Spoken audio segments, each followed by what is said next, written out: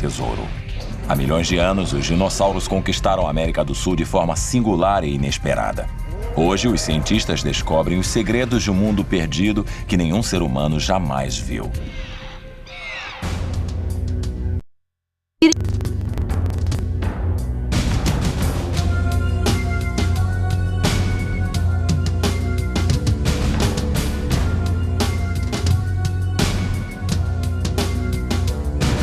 Quando os dinossauros dominavam. Ponto zero.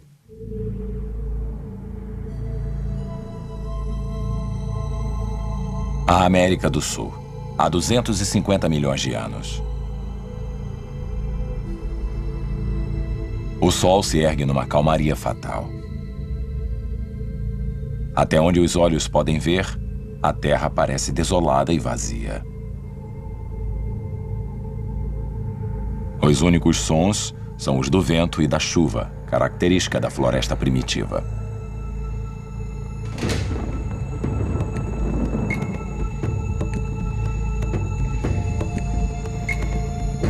No rastro do pior desastre natural da história, a maior parte da vida na Terra desapareceu.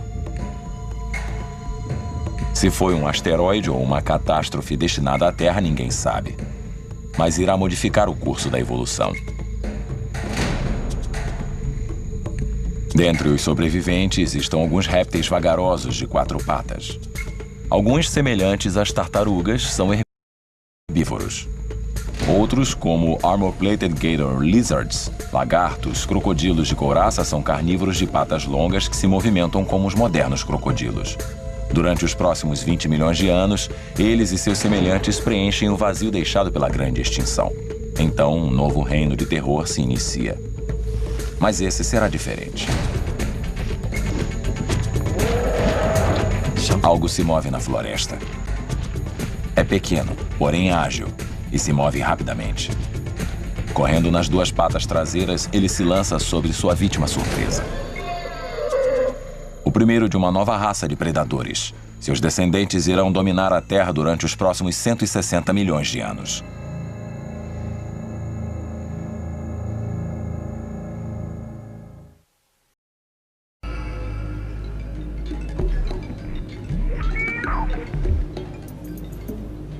Hoje em dia, os primitivos campos mortais da América do Sul desapareceram, deixando para trás uma das mais espetaculares formações geológicas da Terra.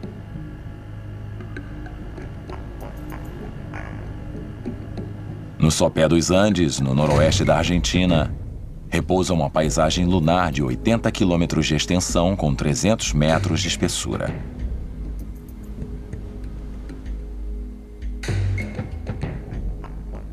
Denominado Vale da Lua, data de surpreendentes 230 milhões de anos passados, a época em que os dinossauros apareceram.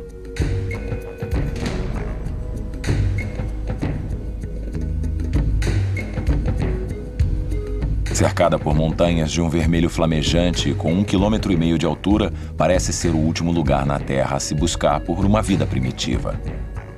Porém, para os caçadores de fósseis, esse é o Jardim do Éden, o local onde tudo se iniciou.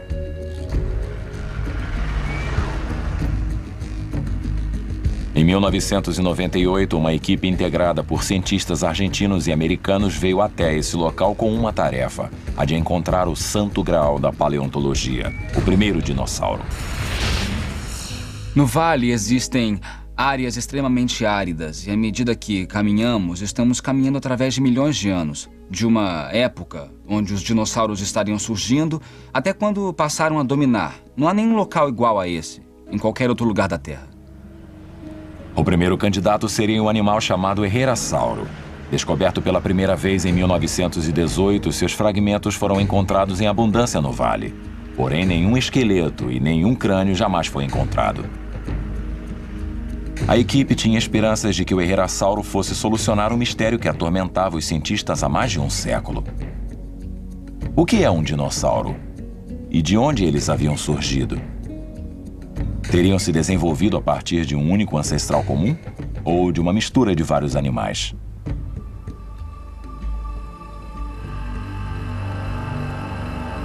Porém, uma árdua busca de 6 semanas nada revelou. Então, o líder da equipe, Paul Sereno, da Universidade de Chicago, resolveu seguir sua intuição. Ele levou a equipe para uma parte do vale previamente inexplorada. E aí, ele acertou em cheio. A descoberta do primeiro crânio e de um esqueleto em bom estado do Herrerasauro foi um dos momentos mais emocionantes da minha carreira. Ir até a América Latina descobrir algo que se buscava era encarado como uma impossibilidade, mas nós conseguimos isso. E diante de nós, ali no solo, estava algo que possuía 230 milhões de anos. E estava ali, na nossa frente. Foi algo muito emocionante quando eu vi aquele crânio. Foi uma das experiências mais surpreendentes da minha carreira. Quando os sedimentos abaixo do Herrerasauro foram avaliados quanto à idade, eles revelaram pertencer ao período Triássico. O primeiro de 3 períodos geológicos que se iniciaram há 245 milhões de anos. O segundo período foi o famoso Jurássico, que se estendeu por 63 milhões de anos. E o último foi chamado de Cretáceo, que terminou há 65 milhões de anos. Juntos, esses 3 períodos formam a Era Mesozoica, a Era dos Répteis. Em virtude do Vale da Lua ter sido abalado por forças geológicas, um corte transversal expõe as rochas dessas sucessivas eras desde a época anterior ao aparecimento dos dinossauros até o final do Triássico.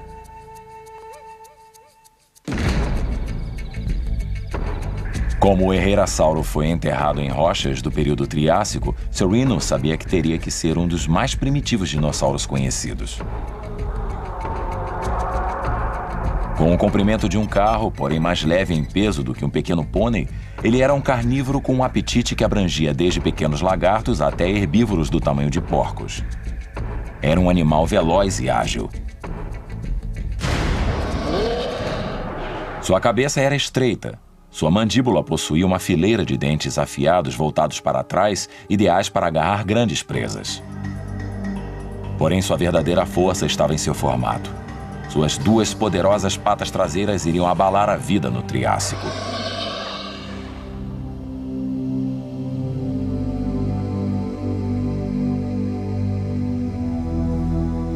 O paleontólogo americano Will Seal sabe que o Vale da Lua é uma cápsula do tempo em termos de evolução. Ele se mudou para cá em 1978 para caçar dinossauros e estimulou Sereno para vir para pesquisar também. Ao trabalhar com Sereno, ele se tornou um especialista em dinossauros primitivos e por que eles dominaram o mundo durante 160 milhões de anos. Esse é um osso da perna de um Herrerasauro. Uma das armas secretas que permitiram que os dinossauros se tornassem tão bem-sucedidos. Vocês podem notar que o osso está numa posição perpendicular, com uma esfera e uma junta com encaixe que lhe permitia ser ágil e ficar na vertical, e que fornecia 2 elementos, velocidade e agilidade, enquanto o resto dos animais da época possuíam seus membros para a lateral e os rodavam assim. Comparado a um réptil desajeitado de 4 patas, como o nosso dragão de Komodo de hoje em dia, o Herrerasauro era um puro sangue. Porém, a possibilidade de ficar de pé em 2 patas lhe fornecia outra vantagem. A outra arma secreta era essa. Uma vez que o animal fica em pé nas patas traseiras, suas patas dianteiras ficam livres e podem ser utilizadas para agarrar e pegar. E o desenvolvimento dessas enormes garras, se observarem, são 2 vezes maiores do que as garras de um urso pardo. Com essas 2 armas, os dinossauros foram capazes de tomar conta do mundo, com uma tecnologia que nenhum outro grupo de animais possuía na época. Os Herrerasauros, sem dúvida, eram mais equipados e mais desenvolvidos que seus contemporâneos. E foi isso que chamou a atenção de Paul Sereno. Eles eram avançados demais. Notamos algo estranho na mandíbula inferior. Estava polida demais, parecia um dente. E depois nós entendemos que não era um dente, mas sim a ponta de um osso. Um osso que formava uma importante junção no meio da mandíbula inferior e que permitia que a junta da mandíbula inferior se flexionasse. E depois entendemos que isso caracterizava todos os dinossauros predatórios e que era uma característica fundamental que permitia que eles pegassem e mantivessem em sua mandíbula presas vivas. A descoberta foi uma revelação. Sua mandíbula mandíbula sofisticada significava que o Herrerasauro pode ter sido um dos primeiros carnívoros, mas que ele não seria o ancestral comum de todos os dinossauros.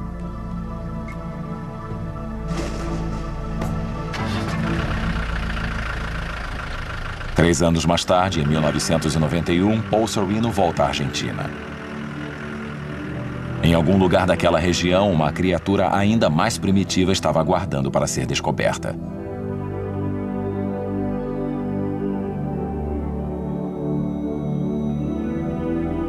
O Vale da Lua é tão vasto quanto antigo.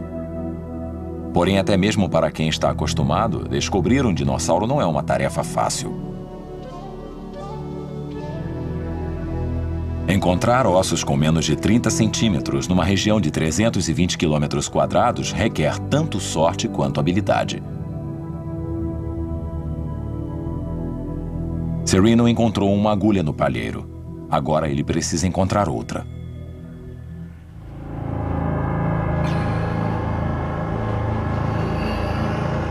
Mas dessa vez foi o membro da equipe, Ricardo Martinez, que se deparou com o impossível.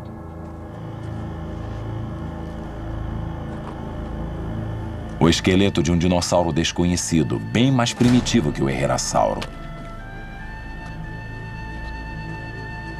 Ele o batizou de Eoraptor, significando predador inicial. Um carnívoro de duas patas com menos de 1,30 m de comprimento, com uma pata cortante e afiadas garras que viveu lado a lado com o Herrerasauro, se alimentando de pequenos répteis semelhantes aos lagartos.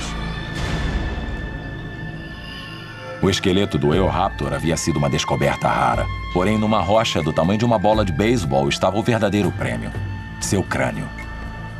Quando estava escovando, eu encontrei um pequeno fragmento. Nesse momento eu percebi que tinha em minhas mãos um antigo crânio. Foi surpreendente. O melhor dia de minha vida.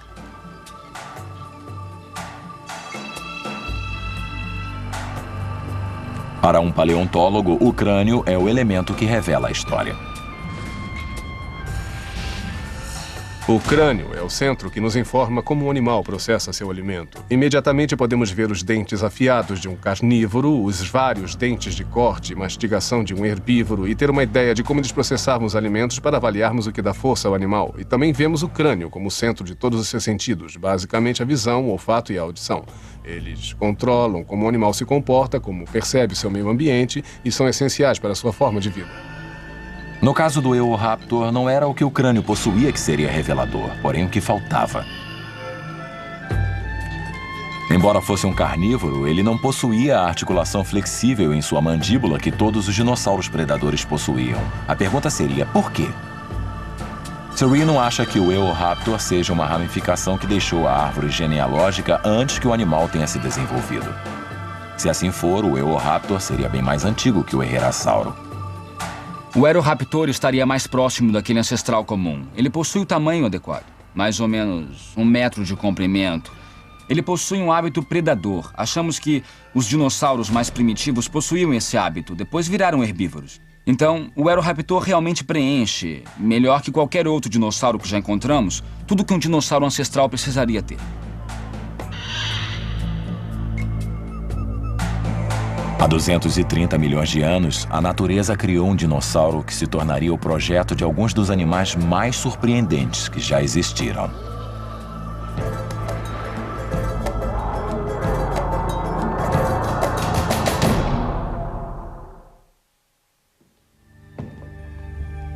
Em 1912, Arthur Conan Doyle, o criador de Sherlock Holmes, deixou de lado as aventuras de seu famoso detetive para escrever uma das maiores aventuras de ficção científica, O Mundo Perdido. Tendo como cenário a floresta amazônica, o livro tece um fantástico conto de uma expedição a uma planície isolada onde o mundo pré-histórico se encontra congelado no tempo.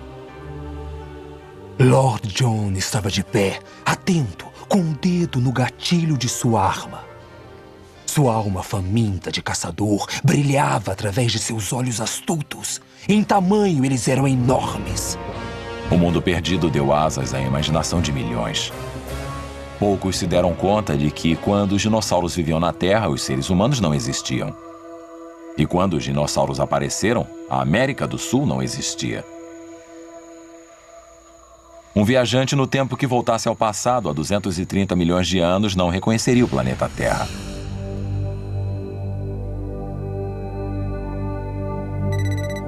Vista do espaço, metade da Terra era formada apenas pelo oceano e a outra metade era praticamente somente formada por terra.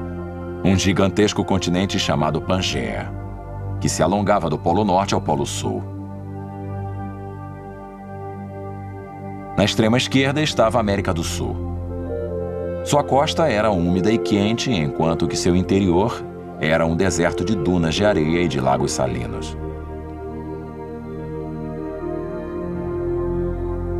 Porém, um clima sazonal trouxe a chuva para inundar as planícies e guarnecer as florestas de samambaias e de gigantescos sempre-verdes. Para os dinossauros que viviam na América do Sul durante o período Triássico, a vida era boa e o alimento era abundante.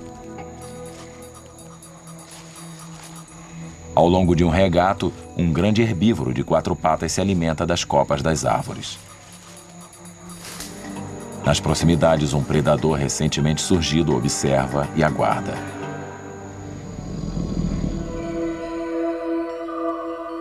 Descoberto em 1997, esse assassino foi encontrado a 320 quilômetros ao norte do Vale da Lua, perto da cidade de La Rioja. Em sua universidade, Andrea Arcucci iniciou a ousada tarefa de libertá-lo do seu túmulo nas rochas. Esse é o crânio de um novo dinossauro que chamamos de Zupaissauro, que quer dizer réptil dedile. Arcucci possui apenas o crânio para trabalhar, mas isso já revela muito sobre a evolução dos primeiros dinossauros. O crânio do Eoraptor era tão pequeno que cabia na palma da mão. O crânio do Herrerasauro era do tamanho de uma bola de futebol. Vários milhões de anos mais tarde, o Zupaissauro possuía um crânio de 80 centímetros de comprimento. Baseada nisso, Arcucci calcula que o Zupaissauro deveria ter cerca de 5,30 metros de comprimento.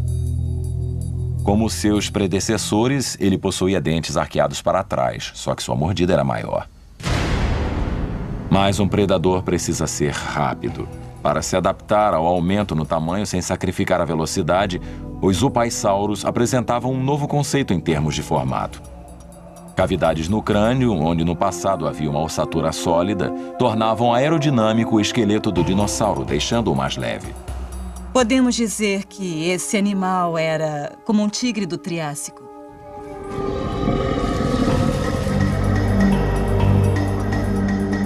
O Zupaissauro é um elo vital na cadeia evolutiva dos dinossauros. Ele demonstra que no final do período Triássico, alguns predadores se tornavam maiores, mais velozes e mais cruéis.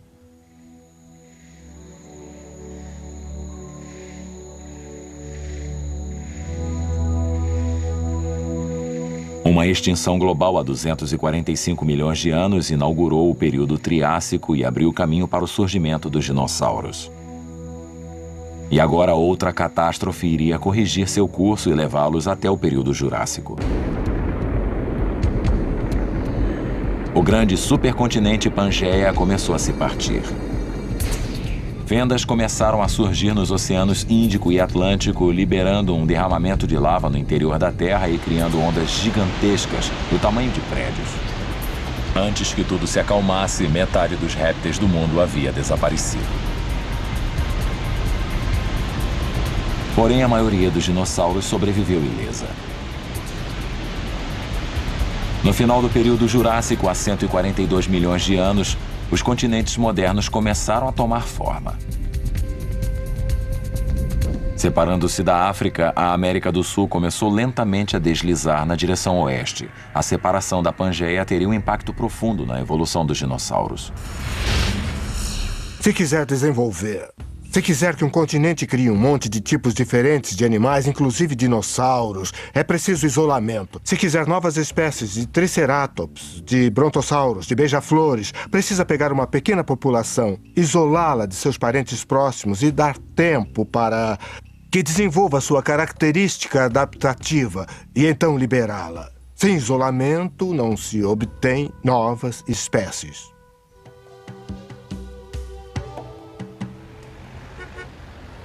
Na capital da Argentina, Buenos Aires, no Museu de História Natural, existe um animal que não foi encontrado em outro lugar do mundo.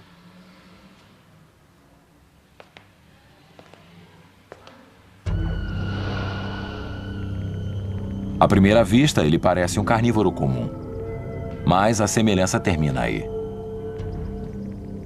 O paleontólogo José Bonaparte descobriu esse predador cheio de dentes em 1971. Nós escavamos o animal da parte traseira para a dianteira e, após 3 semanas de escavações e de recolhimento dos membros traseiros, dos membros dianteiros, das vértebras, nós chegamos ao crânio e ficamos surpresos e muito contentes porque era um crânio bastante incomum.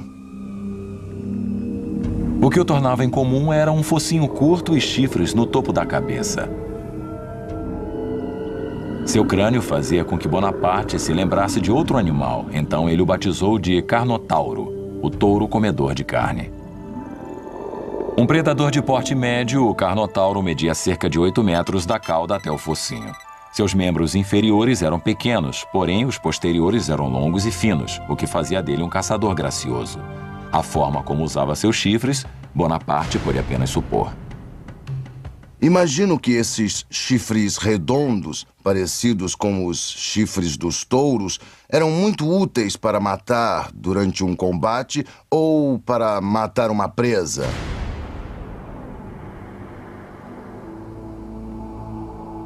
Se os carnívoros, como o Carnotauro, eram peculiares, os herbívoros que vagavam pela América do Sul eram ainda mais bizarros. Gigantes denominados saurópodes, conhecidos por seus corpos monstruosos e pernas com a grossura de troncos de árvores, populavam a América do Norte durante o Jurássico. Porém, após um reino de 60 milhões de anos, as modificações trazidas com a chegada do período Cretáceo transformaram seu destino e eles acabaram por serem extintos. Em quase todo o mundo.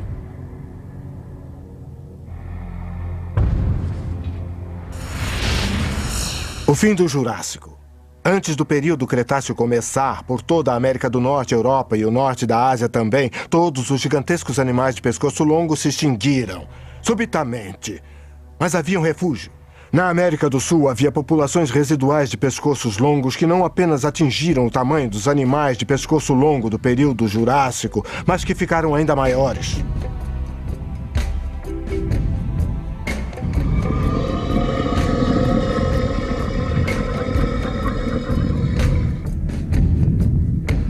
Nas planícies da Patagônia, na Argentina Central, havia um dinossauro tão grande que quando andava, a terra tremia e o solo se abalava.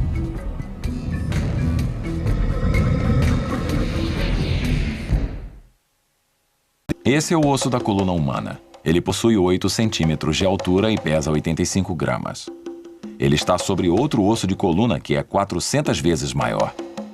Com 1,65 m de altura, ele pesa 1 tonelada. A descoberta desse fóssil colossal em 1987 deu origem à busca de se encontrar o que poderia ser o maior animal que já existira, o argentinossauro.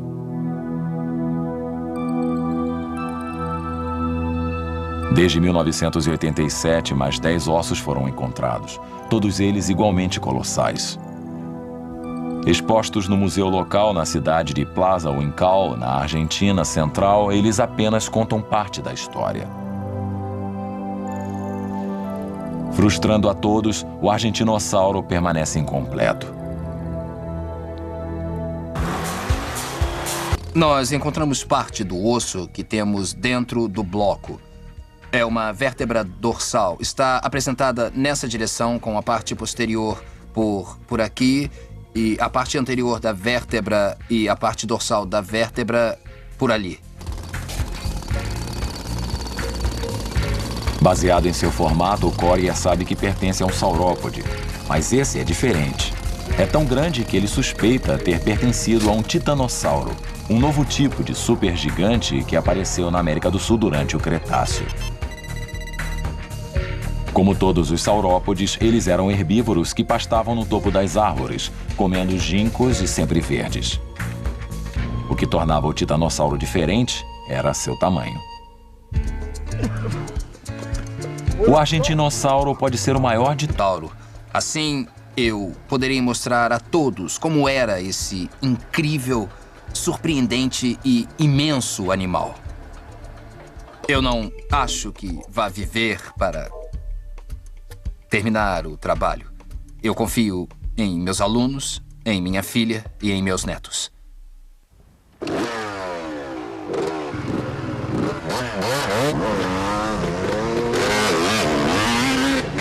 Esses motociclistas enlameados se intitulam Los Perros del Desierto, os cães do deserto. Eles vivem e trabalham na cidade de Rincón de los Sauces. Porém, nos finais de semana, eles rumam para o interior em busca de emoção. E no verão de 1996, eles a encontraram.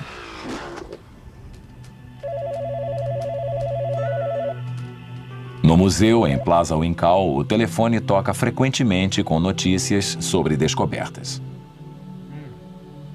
Com a esperança de descobrir mais a respeito do argentinossauro, Coria investiga cada chamada. A maioria delas não leva a nada. Porém, hoje é seu dia de sorte.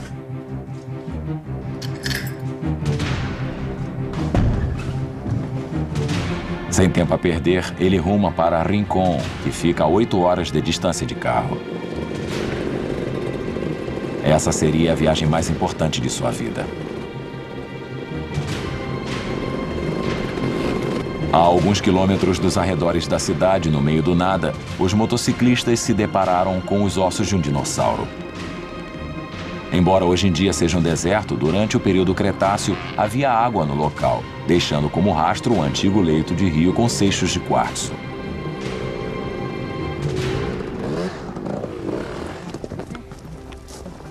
No local onde os ossos foram encontrados, Coria instantaneamente reconhece a tíbia de um saurópode gigantesco, semelhante ao argentinossauro. Retirando a areia, ele não acredita no que vê. Não havia apenas um osso, mas todo um esqueleto jazia ali, onde o dinossauro havia caído há cerca de 70 milhões de anos. Parece um argentinossauro. Se for, será o primeiro esqueleto completo de um titanossauro encontrado no mundo.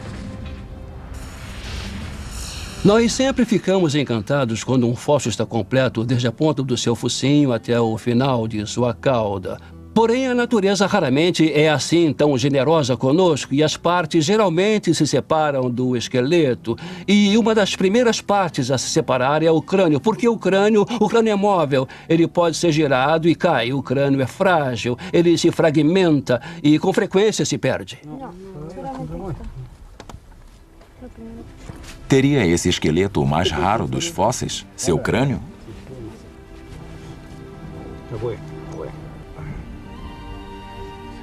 Os saurópodes possuíam um cérebro do tamanho de uma bola de golfe e por isso seu crânio era pequeno e difícil de ser preservado. Porém, o crânio é a melhor pista para a identificação de um dinossauro.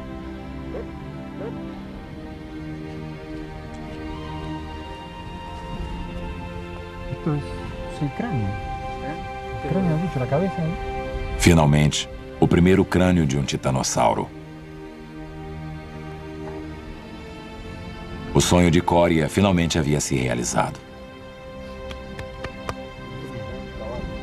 Com um pouco de imaginação, podemos hoje em dia saber como poderia ter sido um argentinossauro. Esse é o osso da tíbia de um argentinossauro. Tem 1,65 m. Ele nos revela o verdadeiro tamanho que esse animal tinha. Baseado no tamanho da tíbia, Coria consegue reconstruir o argentinossauro de baixo até em cima. Ele sabe que os titanossauros possuem membros anteriores menores do que os posteriores. E ele sabe que seu corpo era grande. Extremamente grande. Se os argentinossauros existissem hoje, o espaço para eles na cidade seria um problema.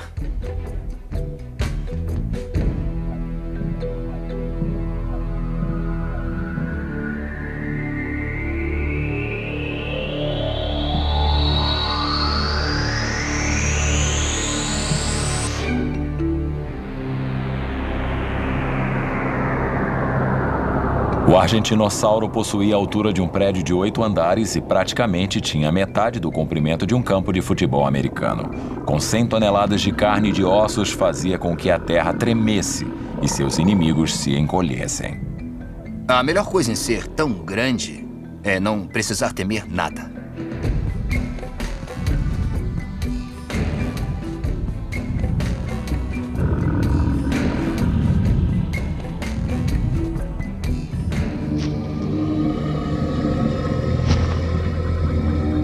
Por quase um século, um dinossauro encontrado apenas na América do Norte, o Tiranossauro Rex, fora considerado o rei supremo das feras predadoras. Ninguém sabia que na América do Sul um outro monstro até mais aterrorizador estava à solta.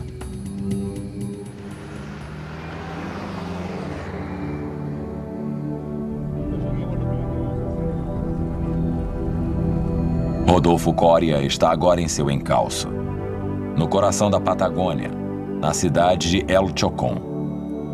Convocado para vir até aqui em 1993 por um caçador de fósseis amador que encontrara ossadas estranhas, Coria não sabia o que esperar.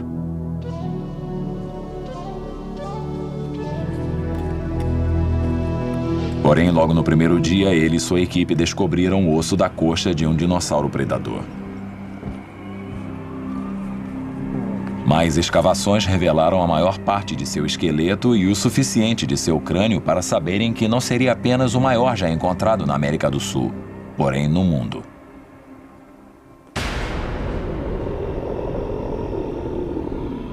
Ele o chamou de Giganotossauro, o réptil gigante do sul.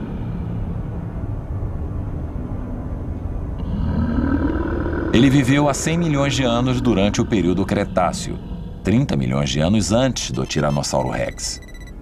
Com 15 metros de altura e pesando maciças 10 toneladas, ele seria maior e mais pesado do que seu famoso primo. Porém, o verdadeiro colosso seria seu crânio. Com 2 metros, é o maior crânio de carnívoro conhecido e tão feroz quanto qualquer deles. Na América do Sul pré-histórica, tamanho era documento. 10 milhões de anos após o Giganotossauro, durante o final do período Cretáceo, um animal não apenas se tornava maior, como se tornava mais aperfeiçoado. Há um novo dinossauro, o Megaraptor da América do Sul. É o maior animal golpeador, equipado com garras como facas, que já se desenvolveu em qualquer parte do mundo. Em 1996, o paleontólogo Fernando Novas encontrou algo que causaria arrepios até mesmo no maior dos herbívoros.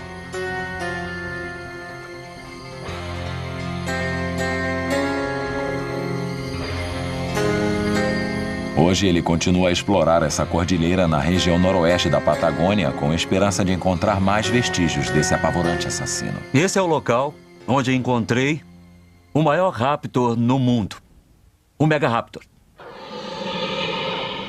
O Megaraptor espreitava na América do Sul há 90 milhões de anos.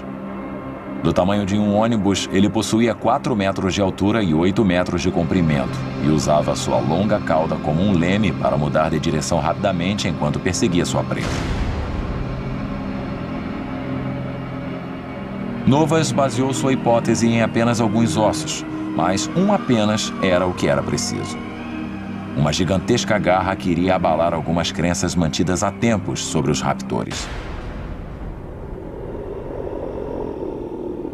Em virtude de jamais terem sido encontrados abaixo do Equador, os cientistas acreditavam que eles apenas viviam no hemisfério norte. E a maioria era pequena. O mais famoso deles, o Velociraptor, era mais ou menos do tamanho de um homem, mas ele possuía um golpe poderoso. Um talho feito por suas gigantescas garras em suas patas traseiras poderia causar um ferimento fatal de 60 centímetros de largura. A garra do Velociraptor possuía 8 centímetros de comprimento. A do Megaraptor era quase 5 vezes maior, com impressionantes 40 centímetros. Essa era a melhor arma do Megaraptor. Equipado com esse instrumento cortante, o Megaraptor podia facilmente cortar a barriga de sua vítima, como essa foice pode fazer hoje em dia. Um golpe podia causar um corte de 2,5 metros Numa tarde quente, durante o período Cretáceo, 2 saurópodes gigantescos permanecem num lago sem saber que estão sendo vigiados.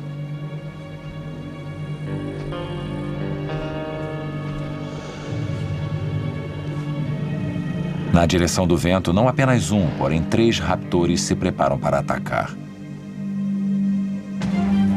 Equipados de cérebros e de armas fatais, os mega-raptores aterrorizam os maiores herbívoros presentes na Argentina.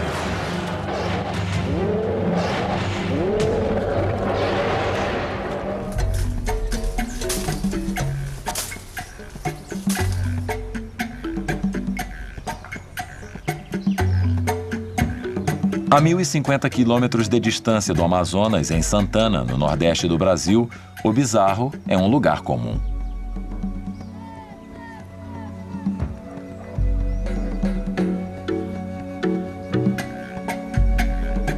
A cidade está situada em meio a 8.000 quilômetros quadrados de um calcário raro repleto de fósseis conhecido como Formação Santana.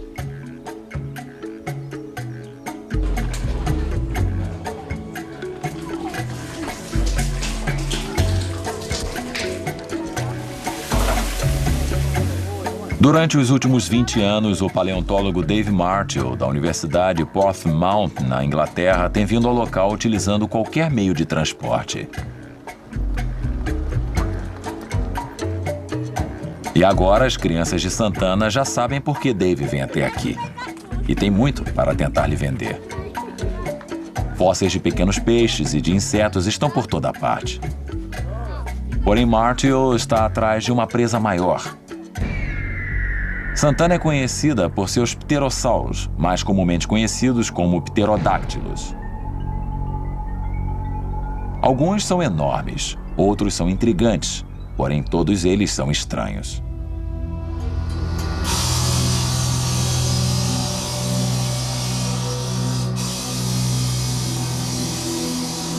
Hoje, a principal indústria de Santana é a fabricação de pisos de pedra calcária.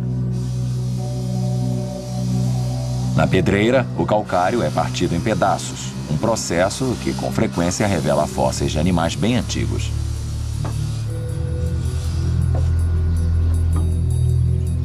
Para encontrá-los, Martell precisa apenas examinar os pedaços.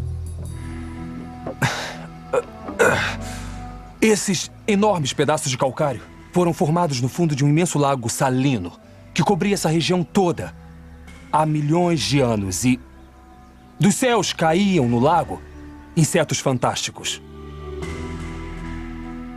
Cobertos por finos sedimentos antes de terem apodrecido, escorpiões e libélulas permanecem tão cheios de vida e preservados como se tivessem morrido ontem. Esse é um efêmero com 100 milhões de anos. Ele é idêntico aos efêmeros que encontramos em torno dos lagos hoje em dia. Esses são peixes espetaculares que viviam numa península de água doce sobre esse lago. Esse é um peixe de 100 milhões de anos chamado Dastibi. Esses peixes eram o alimento dos animais mais espetaculares que já viveram na Terra. Os pterodáctilos. Os pterodáctilos não são dinossauros nem são aves. São répteis voadores. Eles apareceram durante o período Triássico e viveram durante 160 milhões de anos até o final do período Cretáceo. Alguns possuem uma envergadura de apenas 30 centímetros, porém no Brasil eles atingiam proporções gigantescas. Eu estimo que a envergadura desse animal esteja entre 3 a 4 metros. É mais do que encontramos em qualquer ave, até do albatroz atual. Esse é um pterocil, um filhote, comparado a alguns dos pterodáctilos aqui no Brasil. Há 100 milhões de anos, durante o período Cretáceo, Santana era coberta por um enorme lago salino.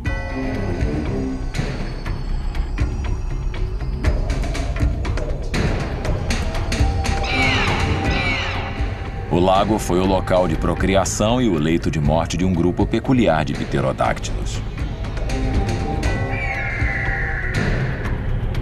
O mais estranho de todos era o pterodáustro, significando asa do sul. Com uma envergadura de 1,30 m, ele planava ao longo da água, filtrando alimentos com centenas de dentes finos que ficavam em sua mandíbula curva voltada para cima. Do outro lado do mundo, o paleontólogo Dino Frey recebe os fósseis de Santana. Seu museu em Karlsruhe, na Alemanha, é o relicário dos pterodáctilos do Brasil.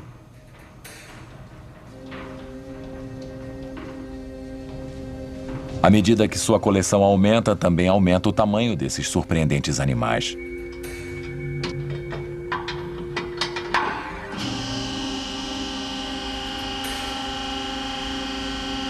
A peça central do museu é um gigante chamado Quetzalcoatlus, em homenagem a um deus asteca.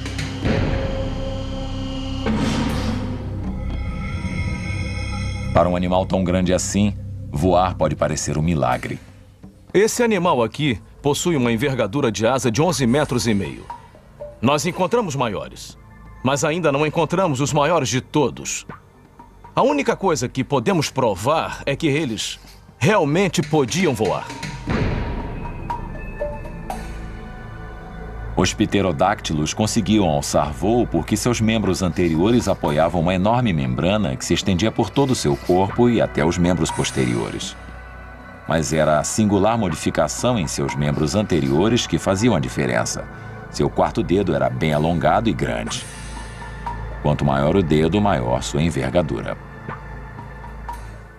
Com asas bem leves, teria sido facilmente possível voar centenas de quilômetros por dia sem apenas um batimento de asas. E também era possível que eles viajassem através do mundo.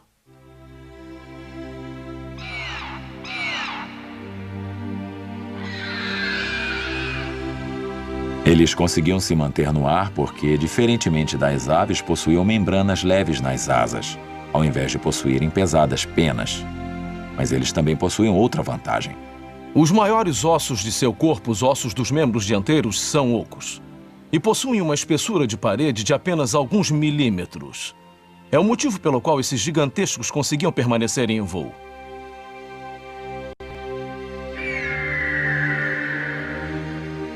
Como os pterodáctilos não pesavam mais do que um homem, eles podiam, tal qual uma asa delta, estender suas enormes asas ao vento, pegar uma corrente de ar termal e subir aos céus. O maior e o que voava mais alto de todos foi denominado, em virtude do formato de seu bico ameaçador, o Criorhynchus, ou bico de Ariete. Ele viveu há 110 milhões de anos durante o período Cretáceo. Sua envergadura de asa média era de 6,5 metros e um crânio projetado como a quilha de um barco. Os criorhíncos mergulhavam seu bico na água e sulcavam a superfície da água em busca de peixes. A pesquisa sobre os pterodáctilos como o criorhynchus revelou um fato surpreendente. Eles jamais paravam de crescer. Quanto mais vivesse um pterodáctilo, maior ele ficava. Com a ajuda das crianças de Santana, Dave Martial estava recriando o que pode ser o maior criorhynchus já encontrado.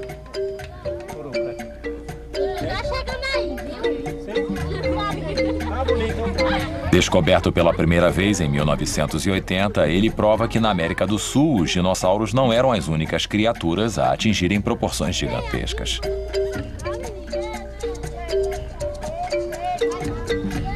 Trabalhando apenas com os ossos recuperados até o momento, Martial conseguiu calcular a envergadura de asa do animal. Esse é um pterodáctilo aterrorizador.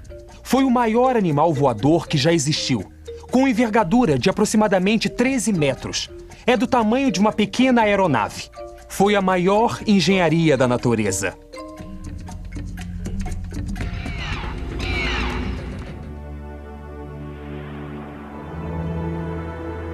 Da Terra do Fogo até a floresta amazônica, a América do Sul deu ao mundo os mais antigos, os mais estranhos e os maiores animais que já dominaram a Terra. Versão brasileira Herbert Richards.